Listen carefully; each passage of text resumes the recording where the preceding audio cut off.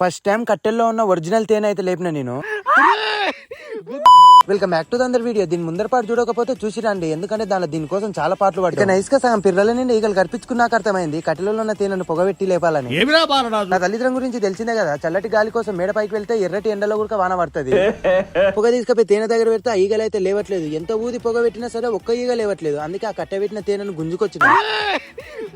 నేను తెచ్చే గ్యాప్ లో ఆ తేనె పట్టు కట్టెకి దాకి మొత్తం అక్కడే పగిలిపోయింది. చాలా తేనె కారిపోయింది అక్కడ. ఇలా ఉంటది కష్టపడ్డం కన్నా పక్కనున్నకే ఫలితం దొరికినట్టు. నేను కష్టపడి ఈగలతో కరిపించుకొని మరి తేనె తెస్తే మా ఫ్రెండ్ గారు సింపుల్ గా తెచ్చిన తేనెను కారుతుంటే చేతులు పట్టి నాకుతున్నాడు.